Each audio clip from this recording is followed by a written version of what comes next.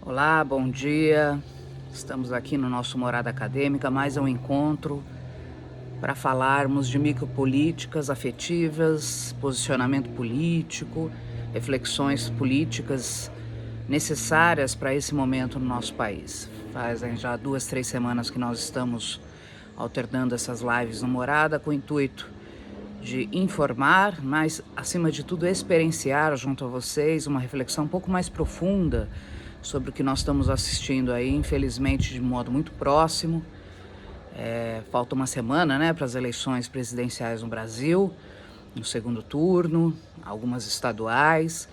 Penso que é um momento urgente de mobilização, né, de reflexão profunda e ainda de muita paciência e serenidade para enfrentarmos, não é, essa guerra que se construiu, né, a partir de um discurso planejadamente, estrategicamente organizado para criar essa guerra, né? Nós temos aí um candidato de ultradireita, né, que construiu essa guerra do ódio, né, em confronto com algumas míticas, né, que ele ressalta, e muitas vezes pela desinformação, né, as pessoas acabam também se deixando de maneira superficial se levar por esses discursos. Então, a minha preocupação como educadora, como mulher, não é, como alguém que se importa com o próximo, né, com o outro, é sempre que a gente possa aqui no Morada Acadêmica, em alto nível, né, no nível da discussão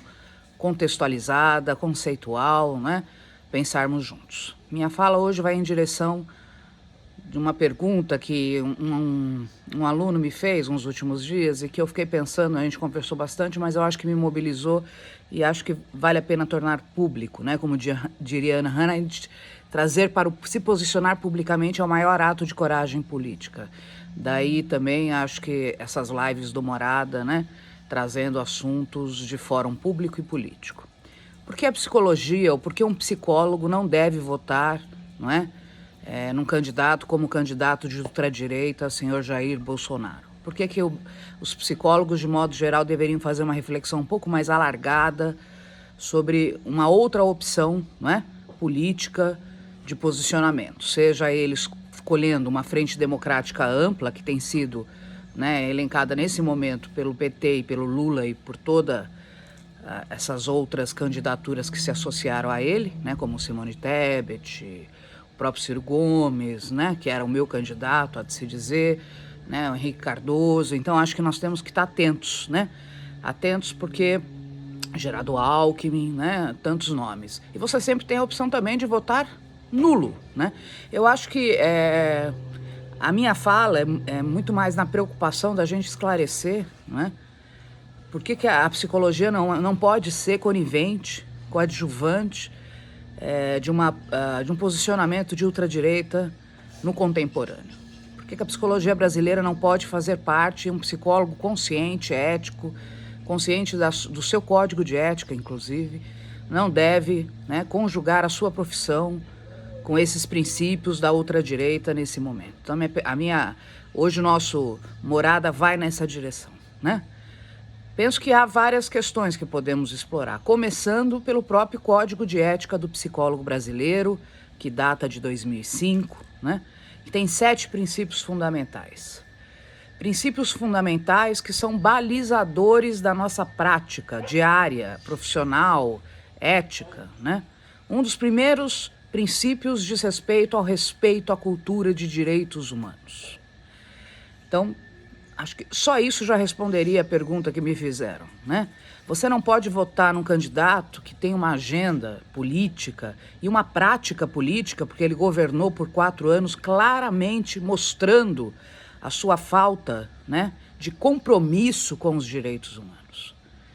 Os direitos humanos das minorias, os direitos humanos das crianças que são abusadas sexualmente, visto essa última catástrofe que Damares e toda a sua equipe, né, comandaram nos últimos 10 dias, né? Então, só por isso, né, um psicólogo consciente da sua prática deveria compreender que direitos humanos, a cultura de direitos humanos existe, né? E foi construída, inclusive, após a Segunda Guerra Mundial. Por conta, justamente, de um genocida, não é? Então, nós estamos à beira, e me assusta muito, né? O Brasil com quase mais de 50 milhões de brasileiros assinando embaixo, né? De um genocida, que não é um político, é um genocida. Então, só por isso um psicólogo não deveria votar em qualquer candidato que tenha uma agenda genocida, uma agenda que equipare, não é? E direitos humanos com um valor que não sei nem nominar, não é liberdade, porque a liberdade, como diria Sartre, né, sempre implica o outro. Não existe uma liberdade egoística, individual, autônoma, né? A liberdade, quando eu escolho por mim, eu escolho pelo outro. Quando eu vou lá e voto, e boto um genocida no governo, não é? Eu estou me responsabilizando por uma série de outras pessoas. Eu estou me responsabilizando pelo meu filho, às vezes, que está dentro de uma minoria, por exemplo, e que eu não tenho nem capacidade de compreender que talvez essa criança, né, que é uma criança negra ou é uma criança LGBTQIA+, não é? Ela vai sofrer consequências seríssimas de um país, né, que possivelmente pode estar adotando um homem e partidos, não é, com um discurso de eliminação, né, de uma necropolítica, né, de um deixar morrer ou fazer morrer, né? Então é seríssimo. Acho que nós precisamos, nós psicólogos, estarmos conscientes disso.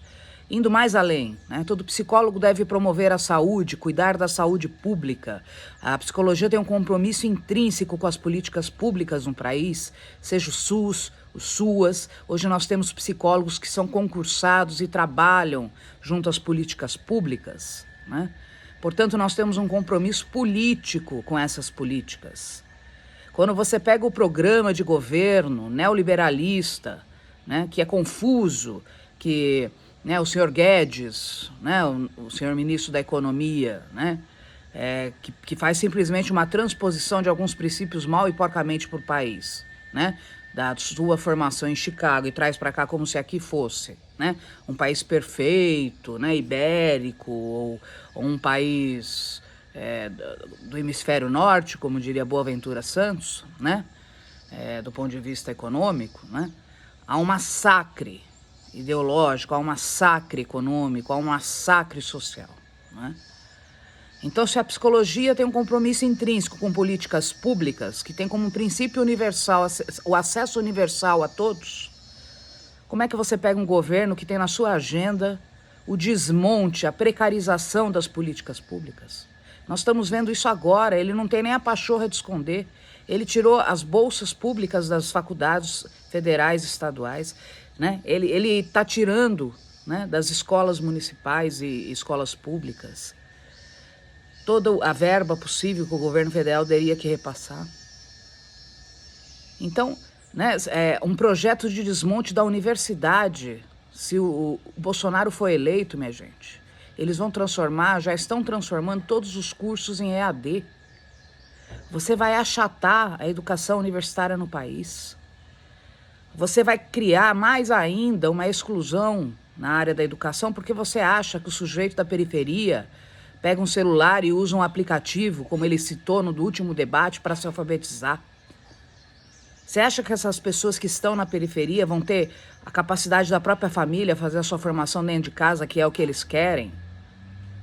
Como se a educação, a pessoa não precisasse sair para o mundo para se educar? Por que esse aprisionamento? Por que esse emburrecimento da população? Aonde queremos chegar?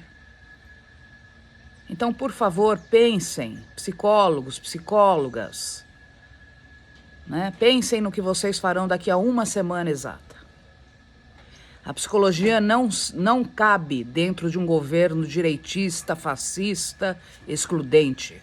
A psicologia brasileira é uma psicologia que nos últimos 30, 20 anos tem se mostrado de maneira legítima e nobre como uma psicologia de inclusão psicossocial, de ações e estratégias de inclusão no âmbito de políticas públicas na área da educação, na área da saúde, né, com programas de estratégia de saúde da família, com programas de psicologia comunitária, assistencial, social.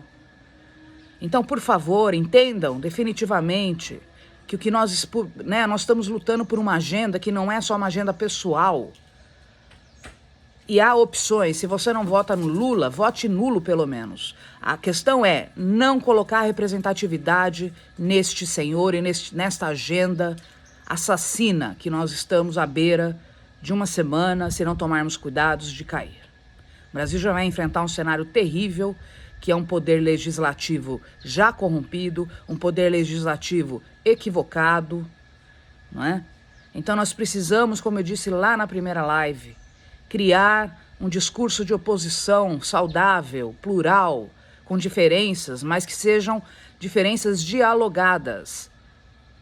Ele quer armar o país, ele fecha o discurso dele no debate dizendo que ele é a favor da legítima defesa dentro da sua própria casa. Para onde estamos caminhando quando pensamos em promoção de saúde, nós psicólogos, por exemplo?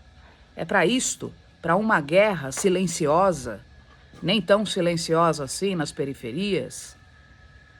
É para uma educação pífia, onde você desmonta o sistema educacional inteiro de um país para emburrecer as pessoas, para tornar as pessoas vulneráveis e frágeis, intelecto, afetivamente, politicamente. Então, por favor, vamos pensar, gente. Eu estou indignada, eu ligo a televisão e fico indignada diariamente, né? Eu sou uma mulher que estudou quase mais de 30 anos e li de tudo. Nunca me filiei a partido político nenhum, né? Porém, nós temos que ter uma postura, uma posição, uma reflexão que é diária, que é cotidiana. Vou citar Deleuze aqui, num vídeo que ele diz sobre a questão de ser ou não de esquerda. Ele diz, isso não existe. Ninguém é de direita ou é de esquerda. Nós olhamos para um horizonte. E quando você olha para um horizonte próximo de vida, você cria expectativas, você cria metas, você cria, né? Não vou usar a palavra esperança, porque esperança parece uma coisa utópico-religiosa e eu não gosto dessa ideia, mas você cria um mundo por vir, a devir. Então, quando eu digo eu sou de esquerda ou de direita, é disso que nós estamos falando. Mas isso não é um gesso, não é um engessamento. Então você pode ter políticos decentes que estejam estudando liberalismo, mas de maneira decente, que não tenham um discurso genocida. O que nós temos no Brasil não é um partido liberal de direita saudável. Nós temos uma história corrompida, desde o integralismo, desde os golpes. O Brasil é uma montanha-russa de golpes de Estado. Basta você estudar. Basta você ler a repetição do mesmo. Essa agenda que o Bolsonaro está colocando, isso foi colocado em 1930 pelo Hitler, pelo Mussolini. Não tem nada de novo. Pelo contrário, é a coisa mais antiga e retrógrada, impossível de ser aceita no século XXI. Então, por favor, psicólogos e psicólogas, vamos pensar, vamos fazer uma meditação profunda essa semana.